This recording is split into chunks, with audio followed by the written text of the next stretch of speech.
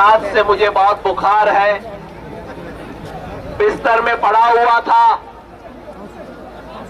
रात को युद्धवीर भाई से बात हुई, सारी रात देखता रहा गाजीपुर में क्या हुआ। और उसके बाद जो स्थिति बनी, मुझसे रहा नहीं गया। मैंने कहा डॉक्टर साहब इतनी दवाई दे दो कि 2 घंटे के लिए मैं गाजीपुर होके आऊं, इसलिए आपके बीच में आया हूं, सिर्फ इतना कहने के लिए किसान एकता। साथियों, किसी भी बहुत बड़े युद्ध में एक ऐसी लड़ाई होती है जो सारा मामला पलट देती है।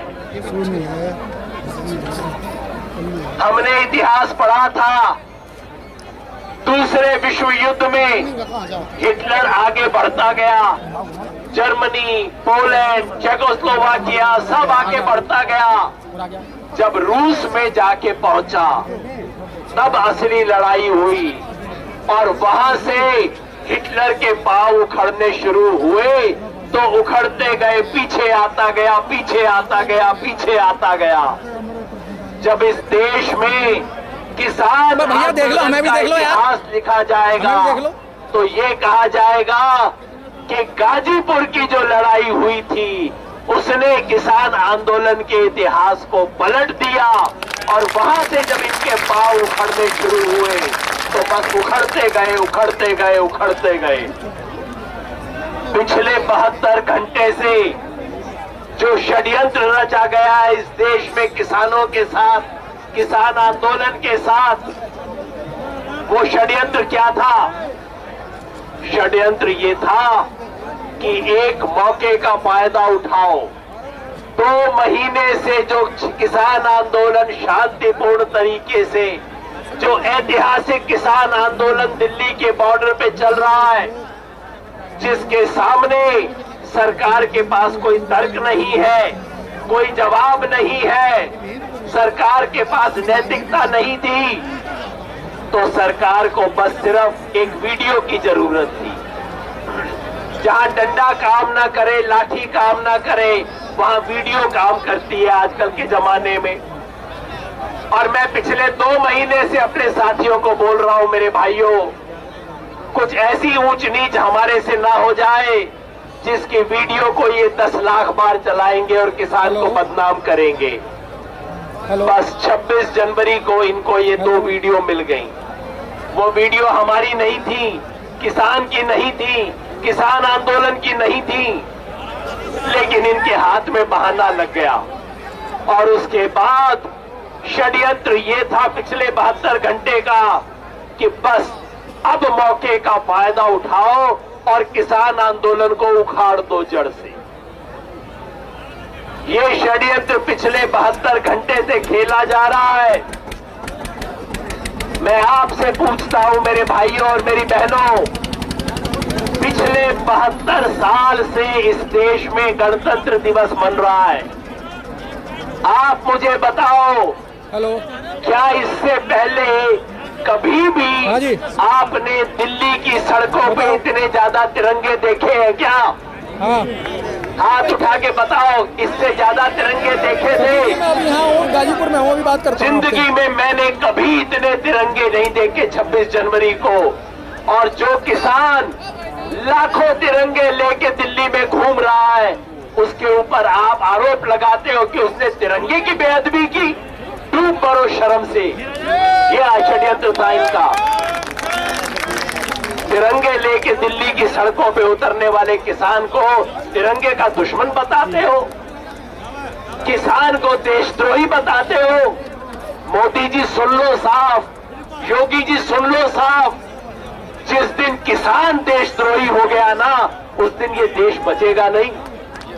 ये देश किसान पे टिका हुआ है, किसान की देशभक्ति पे देश टिका हुआ है। और कुछ भी कर लो, मुझे गाली दे लो, राकेश टिकैत को गाली दे लो, भाई तेजेंद्र विरके इसको गाली दे लो, किसान को गाली मत दो। आप किसान को गाली मत दो। किसान नहीं बचेगा तो ये देश नहीं बचेगा। पिछले 72 घंटे से ये षड्यंत्र था और इनका पुराना स्टाइल है, ये 4 दिशाओं से हमला करते हैं। ध्यान से गिन लेना, 4 दिशाएं बार बार होता है। सबसे पहले मीडिया जमीन तैयार करवाते हैं अपना काम करने से पहले। ये जो हमारे पत्रकार साथी हैं, इनको मैं दोष नहीं देता, ये तो अपनी कंपनियों के मुलाजिम है, अपनी तरफ से ईमानदारी से काम कर रहे हैं। लेकिन ये खेल जो होता है, सबसे पहले मीडिया से गाली दिलवाओ और जमीन तैयार करो, उसके बाद अपने गुंडे भेजो आगे। पहले गुंडे आते हैं इनके, गुंडे भेजो, गुंडों से पत्थर चलवाओ। तो मीडिया से गाली दिलवाओ, गुंडों से पत्थर चलवाओ, उसके पीछे वर्दी में पुलिस को भेजो। तीसरे नंबर पे पुलिस आती है वर्दी पहन के, और चौथे नंबर पे काला कोट लेके वकील आते हैं कि आपको ये केस आपके खिलाफ हो गया, वो केस आपके खिलाफ हो गया। पिछले 72 घंटे में चारों खेल खेल लिए इन्होंने। मीडिया की तरफ से क्या क्या गाली ना दिलवाई किसानों को। सारे पूछ पूछ के मेरे को, अरे योगेंद्र जी ये हो गया, चौरी चौरा कांड हुआ था, महात्मा गांधी ने आंदोलन वापस ले लिया था, अब आप आंदोलन वापस ले लो। मैंने कहा भाई, अगर आपको लाल किले में जो बेअदबी हुई है, और लाल किले में बेअदबी हुई, लाल किले में इस देश की बेअदबी हुई है, लाल किले में जो हुआ उससे हर हिंदुस्तानी का सर नीचे हुआ है। अगर भाई आपको लाल किले की चिंता है तो जरा ये भी पूछ लो, अगर आप कहते हो कि लाल किले में जो हुआ उसकी वजह से किसान आंदोलन वापस हो जाना चाहिए, तो मेरे भाई लाल किले में जो हुआ उसकी वजह से प्रधानमंत्री को इस्तीफा दे देना चाहिए।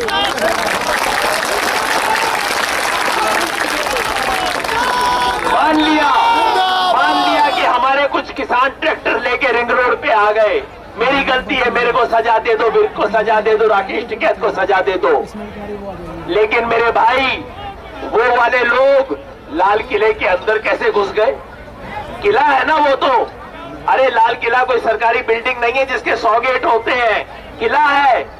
वो किले के अंदर कैसे घुसे? लाल किले में पुलिस नहीं, आर्मी बैठी हुई है। जहां आर्मी है, पुलिस है, वहां ये लोग देशद्रोही कैसे घुसे? वहां उन्होंने तिरंगे के अलावा कोई दूसरा झंडा कैसे फहराया?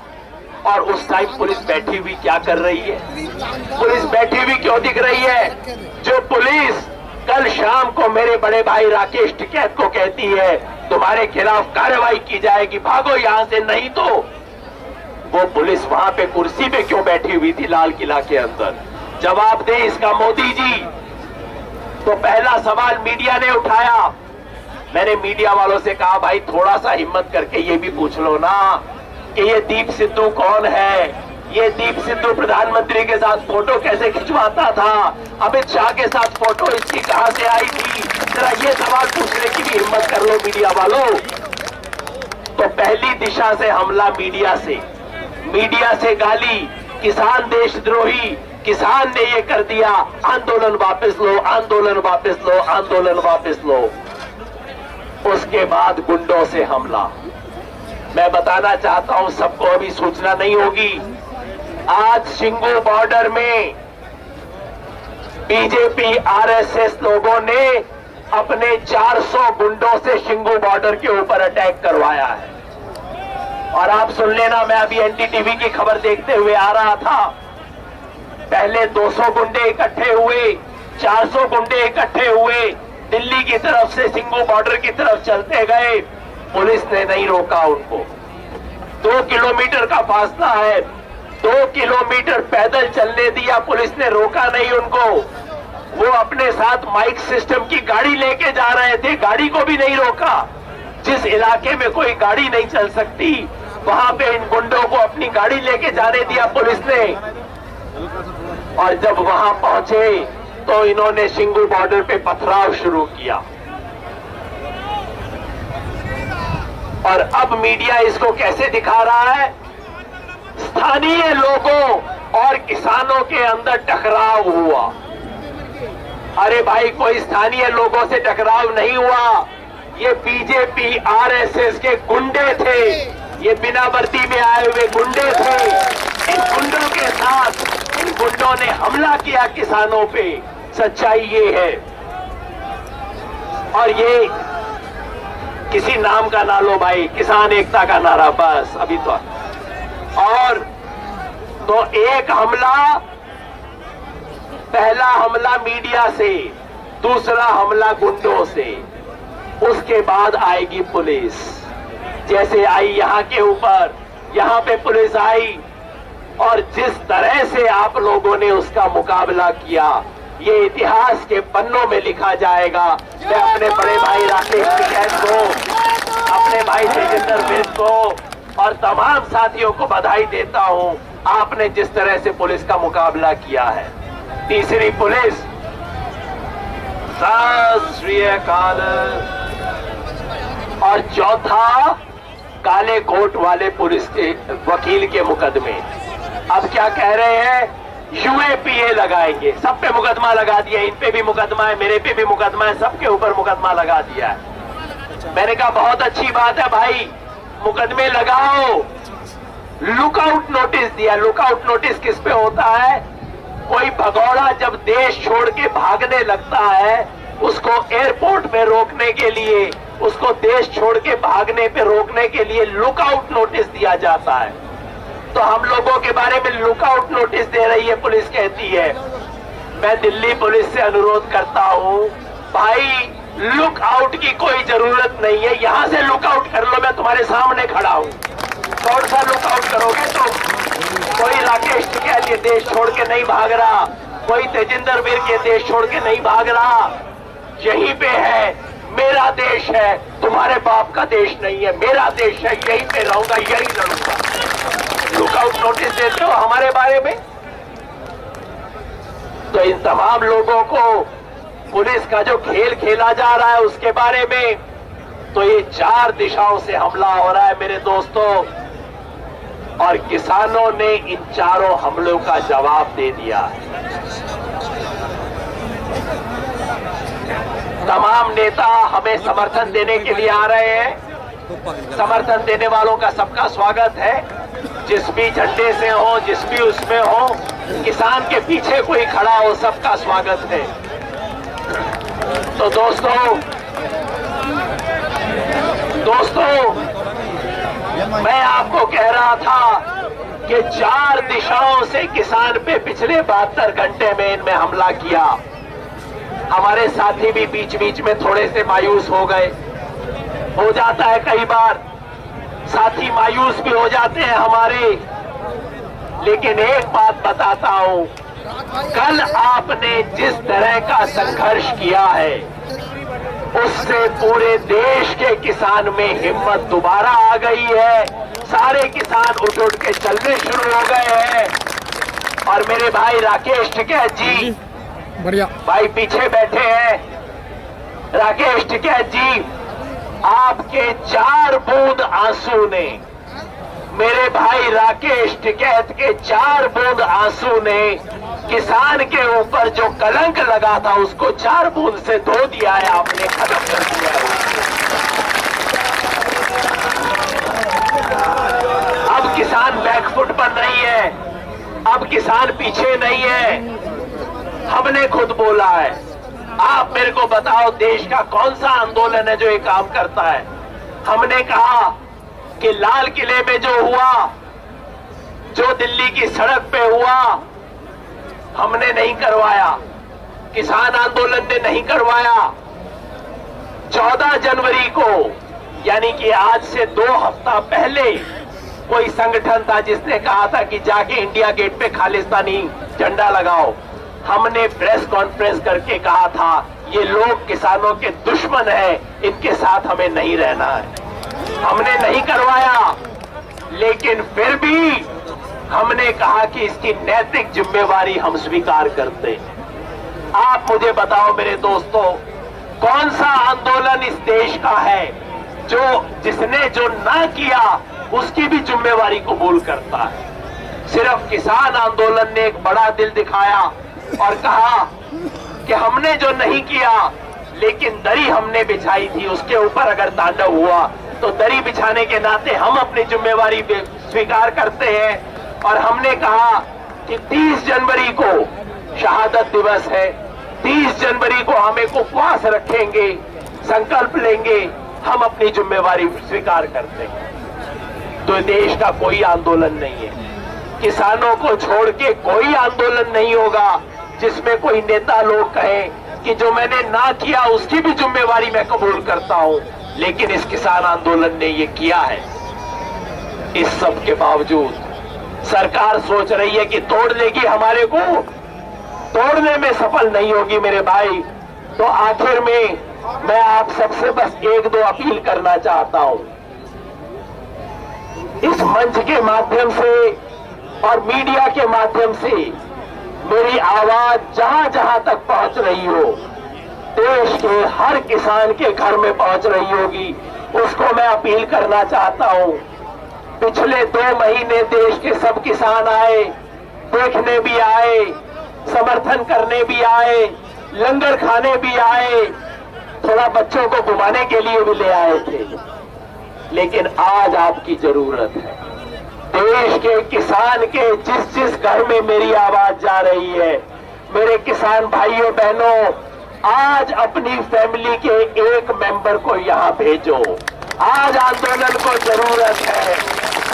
जिस तरह से पिछले 24 घंटे में आपने भेज के योगी और मोदी सरकार के मंसूबे को नाकाम किया है, उस तरह से हर मोर्चे पे भेजो। ये आपने मेरठ, बागपत, सहारनपुर, मुजफ्फरनगर आपने तो सबने सोच लिया है, आपकी तो ड्यूटी इस मोर्चे पे बनती है। लेकिन जो करनाल में है, पानीपत में है, सोनीपत में है, जो और नजदीक वाले हैं, उनको मैं कहूंगा आप इधर मत आओ, आप सिंगू बॉर्डर पे पहुंचो। क्योंकि अब ये सरकार अपनी नीचता पे उतर आई है। अब ये हिंदू सिक्का खेल कराने वाली है। ये हिंदू सिक्का खेल कराना चाहते हैं। इसलिए करनाल, पानीपत, सोनीपत और उससे जुड़े हुए हरियाणा, उत्तर प्रदेश के साथियों को मैं कहूंगा आप गाजीपुर मत आओ, आप सिंगू बॉर्डर पहुंचो, वहां खड़े हो किसानों के साथ। बहुत बढ़िया, बहुत बढ़िया। तो आप वहां पहुंचो ताकि इस मामले को पंजाब हरियाणा का मामला ना बनाया जा सके, ताकि इसको हिंदू और सिख का मामला ना बनाया जा सके। जहां एक सिख भाई खड़ा हो, उसके साथ 2 गैर सिख भी खड़े हो, ये कहने के लिए कि ये देश के किसान की लड़ाई, ये किसी धर्म की लड़ाई नहीं है।